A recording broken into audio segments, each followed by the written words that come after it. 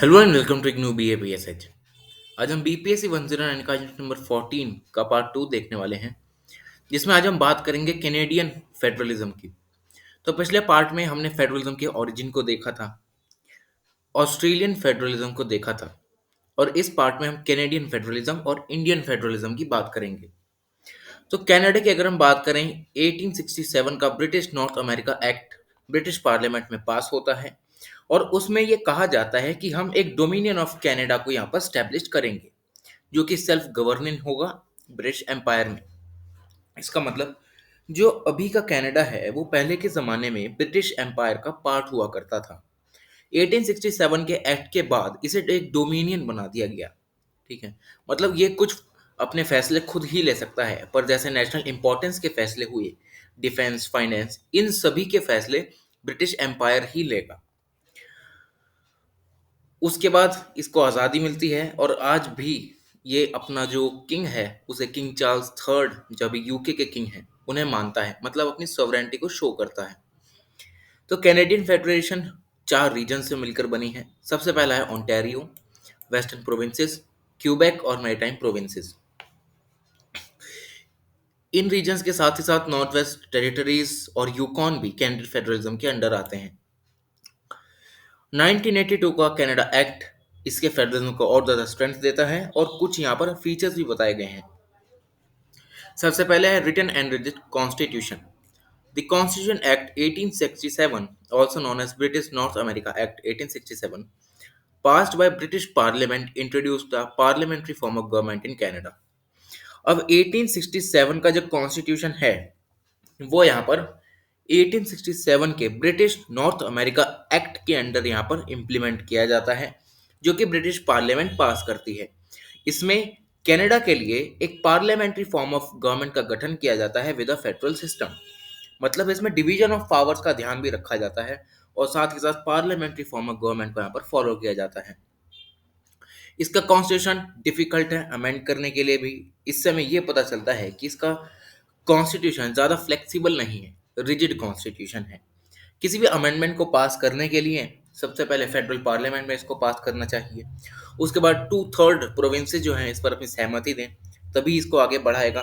ठीक है, और सारे फेडरल स्ट्रक्चर को, अगर सारे फेडरल प्रोविंसेस को अगर ये एक्ट सही लगा, उन्होंने अपनी सहमति दी, तभी कोई अमेंडमेंट होगा, वरना ऐसे कोई अमेंडमेंट यहाँ पर कैनेडियन फेडरेशन में नहीं हो सकता। कनाडा में बाई कैमरल लेजिस्लेचर है।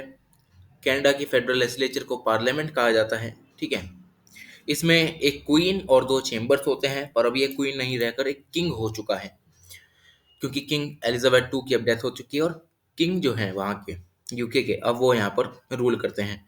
किंग के साथ साथ 2 चेम्बर्स होते हैं, जिसका नाम होते हैं सेनेट और house of Commons. Senate provinces को रिप्रेजेंट करती है। इनिशियली देखा जाए तो इसमें 71 मेंबर्स होते हैं, पर आज के समय पर 104 यानी 104 मेंबर्स सेनेट में प्रेजेंट हैं, और इसकी मेंबरशिप को एक्सटेंड कर सकते हैं लोग 118 तक। 104 रीजन्स को कैनेडियन फेडरेशन के कुछ 4 जो प्रोविंसेस हमने पढ़े थे वो यहाँ पर प्रेजेंट करते हैं या रिप्रेजेंट करते हैं, नेमली ओंटारियो, क्यूबेक, वेस्टर्न प्रोविंसेस और मैरीटाइम प्रोविंसेस। अब देखते हैं इसकी डिवीजन ऑफ पावर्स। सभी फेडरेशंस की तरह जो कैनेडियन फेडरलिज्म है, उसका भी प्राइमरी सोर्स ऑफ पावर है वहाँ का कॉन्स्टिट्यूशन, जो कॉन्स्टिट्यूशन एक्ट 1867 के तहत यहाँ पर लाया गया था। कॉन्स्टिट्यूशन कनाडा का जो है वो उसका प्राइमरी सोर्स है सभी डिवीजन ऑफ पावर के लिए। फेडरल गवर्नमेंट के पास नेशनल इंटरेस्ट के लिए जो भी फैसले होते हैं वो यहाँ पर लिए जाते हैं, जैसे कि national defence, foreign affairs, employment, insurance, banking और ये सभी टैक्सेस वगैरह के। Similarly provincial governments local items पे अपने फैसले ले सकती हैं या एक्ट कर सकती हैं, जैसे कि direct tax, hospitals, prisons, education, marriage property और सिविल राइट्स। रेजिडुअल पावर्स यहाँ पर फेडरल पार्लियामेंट के पास ही रहती हैं।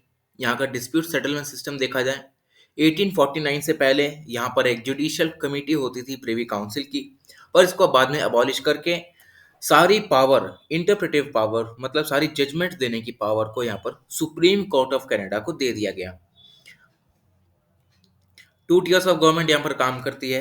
जैसा कि हमने देखा था, गवर्नमेंट को फेडरल गवर्नमेंट कहा जाता है, प्रोविंशियल गवर्नमेंट कहा जाता है। लेफ्टिनेंट गवर्नर यहाँ पर क्राउन्स का रिप्रेजेंटेटिव बनता है। Prime minister head of the government होता है फेडरल लेवल पे। और प्रीमियर्स प्रोविंस लेवल पे पावर में रहते हैं। जैसे हमारे यहाँ डीएम होते हैं, वैसे ही वहाँ प्रीमियर्स होते हैं। स्टेट के पास अपना खुद का लेजिस्लेचर, एग्जीक्यूटिव और जुडिशरी बॉडी होती है।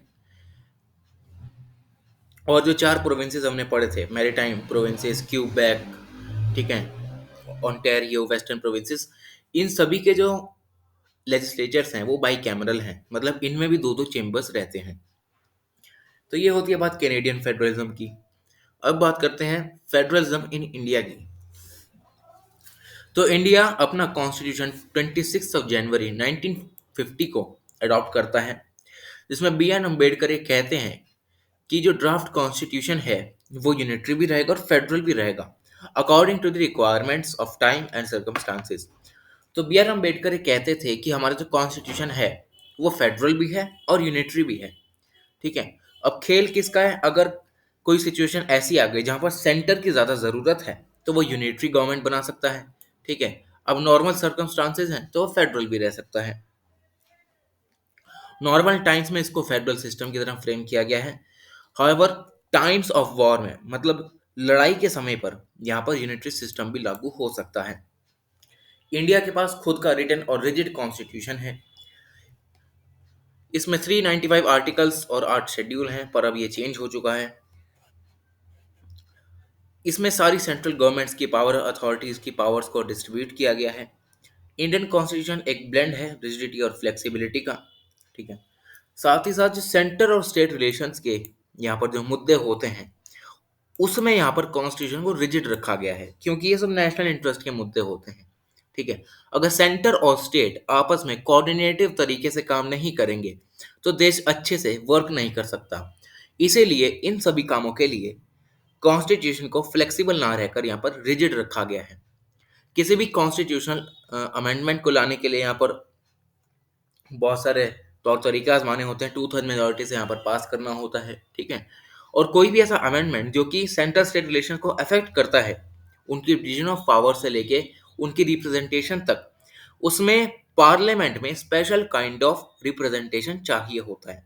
मतलब एक स्पेशल मेजोरिटी से ही यहाँ पर ऐसे अमेंडमेंट्स को लाया जा सकता है जिसमें सेंटर और जो स्टेट रिलेशंस हैं उसमें डिवीजन ऑफ पावर से कोई रिलेटेड मुद्दा हो या स्टेट्स के रिप्रेजेंटेशन का मुद्दा हो।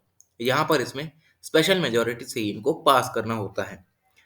2/3 ऑफ मेजोरिटी से ये पास होता है, इससे कम यहाँ पर नहीं होना चाहिए। अब देखते हैं कि डिवीजन ऑफ पावर्स कैसा है। तो जो कॉन्स्टिट्यूशन है उसमें 3 तरीके की लिस्ट दी गई है हमें, जैसे कि यूनियन, स्टेट लिस्ट और कॉन्करेंट लिस्ट। यूनियन लिस्ट में 100 सब्जेक्ट हैं जो कि सेंट्रल गवर्नमेंट के पास रहते हैं, जिस पर सेंट्रल गवर्नमेंट लॉज बनाती है। उनका इस पर एक्सक्लूसिव जुरिस्डिक्शन होता है। स्टेट लिस्ट में 61 सब्जेक्ट्स हैं और कंकरेंट लिस्ट में 47 सब्जेक्ट्स हैं, जिसमें सेंटर और जो स्टेट हैं दोनों मिलके यहाँ पर लॉज बना सकते हैं। अगर किसी तरीके का कोई कन्फ्लिक्ट होता है सेंटर और स्टेट गवर्नमेंट्स में, तो सेंटर का लॉ प्रिवेल करता है स्टेट्स के लॉ में। ठीक है। फॉर एग्जांपल कोई स्टेट है, फॉर एग्जांपल बिहार एक स्टेट है, वहाँ की गवर्नमेंट है, स्टेट गवर्नमेंट, उसने एक लॉ पारित किया। ठीक है। और उस लॉ में कुछ ऐसा लिखा हुआ था जिससे सेंटर और स्टेट के बीच में लड़ाई मच गई। ठीक है, कॉन्फ्लिक्ट पैदा हो गया। तब इससे होगा क्या कि स्टेट के पास तो पूरी पावर है उस सब्जेक्ट से रिलेटेड, पर इसमें होगा क्या कि सेंटर जो कहेगा वो स्टेट को फॉलो करना पड़ेगा। ठीक है। इसीलिए यहाँ पर इंडिया में खासकर सेंटर के पास ज्यादा पावर्स दी गई हैं और जो रेसिडुअल पावर्स होती हैं वो सेंटर के पास ही रहती हैं, ये हम सबको पता है। अगर हम डिस्प्यूट सेटलमेंट मैकेनिज्म की बात करें, जुडिशरी और इंटर गवर्नमेंट बॉडीज में दो मैकेनिज्म देखे जाते हैं। ठीक है, डिस्प्यूट को रिजॉल्व करने के लिए सुप्रीम कोर्ट को भी राइट दे रखा है हमारे कॉन्स्टिट्यूशन में, ठीक है, लॉज को इंटरप्रेट करने का। इसके पास जुडिशियल रिव्यू की भी पावर है, जो कि गारंटी देती है कि किसी भी तरीके की कोई पावर या अथॉरिटीज का जो भी एनक्रोचमेंट होगा उसको यहाँ पर मैनेज अच्छे से किया जाएगा। ठीक है, किसी भी तरीके का कोई भेदभाव नहीं किया जाएगा। जुडिशरी के पर्सपेक्टिव से अगर हम देखें तो बाइकैमरल लेजिस्लेचर को इंडिया में फॉलो किया जाता है, ठीक है। पार्लियामेंट ऑफ इंडिया बाइकैमरल है, इसमें एक लोकसभा है, एक राज्यसभा है, ठीक है। राज्यसभा स्टेट्स को रिप्रेजेंट करते हैं, वहीं लोकसभा जो होते हैं, यहाँ पर जो लोग होते हैं उनको रिप्रेजेंट किया जाता है, ठीक है, जिसे पीपल्स काउंसिल भी कहा जाता है, जो कि पूरी कंट्री में जितने भी लोग रह रहे हैं उनको ही रिप्रेजेंट करते हैं। इंडिया में डुअल गवर्नमेंट चलती है, ठीक है। स्टेट गवर्नमेंट भी एग्जिस्ट करती है सेंट्रल गवर्नमेंट के साथ साथ, और स्टेट्स का एक अलग लेजिस्लेचर, एग्जीक्यूटिव और जुडिशरी भी होती है। तो ये बस यही इतना इम्पोर्टेंट है, क्योंकि ये फंक्शनिंग जो है इसमें, functioning of federalism Australia Canada and India, इसमें कुछ इतने ज़्यादा इंपॉर्टेंट टॉपिक्स नहीं है, और ये एग्जाम में भी नहीं पूछा सकता है। इसमें बस क्या हिस्टोरिकल बैकग्राउंड ही बता रखा है कि कैसे ऑस्ट्रेलियन फेडरेशन जो है, बहुत इसे क्लैश सहने पड़े हैं सेंट्रलाइज और डिसेंट्रलाइज पावर को अडॉप्ट करने के लिए, ठीक है। वैसा ही हाल कुछ यहाँ पर दूसरों का भी हो रखा है। तो ये इतना इम्पॉर्टेंट नहीं है, आप सभी बस यहाँ तक के टॉपिक्स को कवर करें। Thank you so much.